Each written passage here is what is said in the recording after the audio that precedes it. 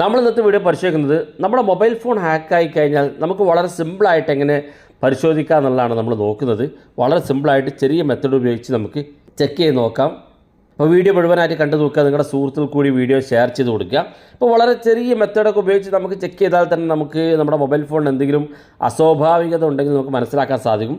സാധാരണ ഉപയോഗിക്കുന്ന മൊബൈൽ ഫോണിൽ നിന്ന് എന്തെങ്കിലും വ്യത്യാസം നമ്മുടെ മൊബൈൽ ഫോണിന് കണ്ടു കഴിഞ്ഞാൽ തന്നെ നിങ്ങൾ ശ്രദ്ധിക്കുക. അപ്പോൾ സ്ഥിരമായി മൊബൈൽ ഫോൺ ഉപയോഗിക്കുന്ന ആളുകൾക്ക് പെട്ടെന്ന് മനസ്സിലാകും. പ്രധാനമായിട്ടുള്ള ഒന്നാമത്തെ പ്രശ്നം നമ്മുടെ മൊബൈൽ ഫോൺ ഹീറ്റാകുക എന്നുള്ളതാണ്. നമ്മുടെ മൊബൈൽ ഫോൺ ഹീറ്റാകും പെട്ടെന്ന്. സാധാരണ ഒരു പ്രശ്നമില്ലാത്ത മൊബൈൽ ഫോൺ പെടുന്നതിന് ഒരു ദിവസം ഹീറ്റാകുന്നുണ്ടെങ്കിൽ നിങ്ങളൊന്ന് ചെക്ക് ചെയ്യുക. അത് ഹാക്ക് ആയതുകൊണ്ടല്ല, ഹീറ്റാകുന്നത് ചിലപ്പോൾ നിങ്ങളുടെ മൊബൈൽ ഫോൺ ബാറ്ററി ലീക്ക് ആയതുകൊണ്ടോ നിങ്ങളുടെ ഓവർ പെർഫോമൻസ് നിങ്ങളുടെ മൊബൈൽ ഫോൺ ഉണ്ടാകുന്നതുകൊണ്ടോ ഒക്കെ മൊബൈൽ ഫോൺ ഹീറ്റാകും. പക്ഷേ നിങ്ങൾ ഹീറ്റ് ആകുന്നുണ്ടെങ്കിൽ ഒന്ന് ചെക്ക് ചെയ്ത് നോക്കുക അത്തരത്തിൽ സംഭവിച്ചിട്ടുണ്ടോ എന്നുള്ളത്.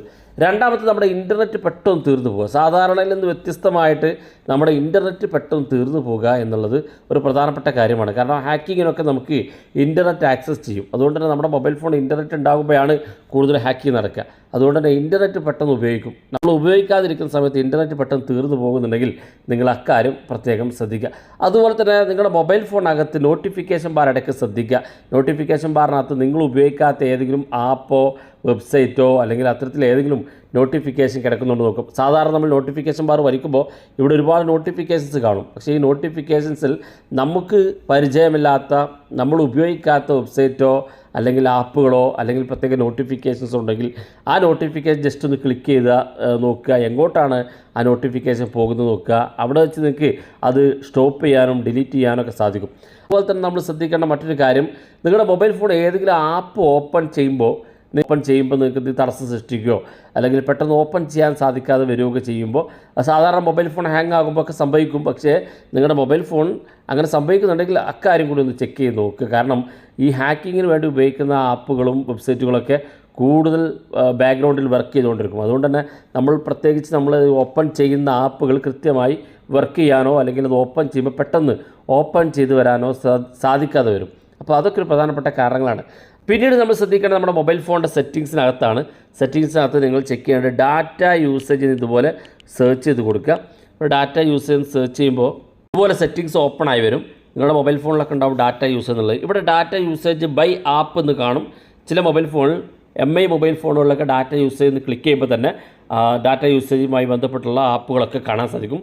ഇവിടെ ഞാൻ ഉപയോഗിക്കുന്ന ഈ ഒരു മൊബൈൽ ഫോൺ ഇങ്ങനെയാണ് കാണിക്കുന്നത്. നിങ്ങളുടെ മൊബൈൽ ഫോണിനകത്ത് വൈഫൈ ഡാറ്റ യൂസേജ് ഉണ്ടാകും, മൊബൈൽ ഡാറ്റ യൂസേജ് ഉണ്ടാകും. അപ്പോൾ നിങ്ങൾ ഓരോന്നും ചെക്ക് ചെയ്ത് നോക്കുക. വൈഫൈ ഡാറ്റ യൂസേജ് ചെക്ക് ചെയ്ത് നോക്കുക, മൊബൈൽ ഡാറ്റ യൂസേജ് ചെക്ക് ചെയ്ത് നോക്കുക. ഞാനിവിടെ വൈഫൈ ഡാറ്റ യൂസേജ് ചെക്ക് ചെയ്ത് കാണിച്ചു തരാം. അതുപോലെ തന്നെ നിങ്ങളുടെ മൊബൈൽ ഫോൺ അതേ സ്ഥലത്ത് തന്നെ തൊട്ടടുത്ത് നിങ്ങൾക്ക് മൊബൈൽ ഡാറ്റ യൂസേജ് ഉണ്ടാകും. നമ്മളത് ക്ലിക്ക് ചെയ്ത് കഴിഞ്ഞാൽ ഇവിടെ നേരെ റെഡ്മി മൊബൈൽ ഫോണുകളിലേക്ക് നേരെ ആപ്പുകളിലേക്ക് എത്തും. ഇവിടെ ഓപ്പോ മൊബൈൽ ഫോണിൽ ഇവിടെ ഡാറ്റ യൂസേജ് ബൈ ആപ്പ് എന്ന് കാണാൻ സാധിക്കും. നമ്മളത് ക്ലിക്ക് ചെയ്ത് കൊടുക്കുക. ക്ലിക്ക് ചെയ്യുമ്പോൾ മൊബൈൽ ഫോണിനകത്ത് ഏറ്റവും കൂടുതൽ ഇൻ്റർനെറ്റ് ഉപയോഗിക്കുന്ന ആപ്പുകൾ ഏതൊക്കെയാണെന്ന് കണ്ടെത്താൻ സാധിക്കും. ഇവിടെ ഏറ്റവും കൂടുതൽ ഞാൻ ഉപയോഗിക്കുന്നത് YT സ്റ്റുഡിയോയിലാണ്. 24 GB ആണ് ഈ ഒരു മാസം ഞാൻ ഉപയോഗിച്ചിരിക്കുന്നത്. ഞാൻ ഉപയോഗിക്കുന്നത് വാട്സപ്പിനാണ്. പിന്നെ ഇൻസ്റ്റഗ്രാം, യൂട്യൂബ്, ഫേസ്ബുക്കിനൊക്കെ നമ്മൾ ഉപയോഗിക്കുന്നതിൻ്റെ ഓരോ കാറ്റഗറി ആയിട്ട് സ്റ്റെപ്പായിട്ട് കാണാൻ സാധിക്കും. ഇവിടെ നിങ്ങൾ ഉപയോഗിക്കുന്ന ആപ്പുകൾ നിങ്ങൾ ഉപയോഗിക്കാത്ത ഏതെങ്കിലും ആപ്പ് കിടപ്പുണ്ടെങ്കിൽ ജസ്റ്റ് ഇതുപോലെ ക്ലിക്ക് ചെയ്ത് കൊടുക്കുക.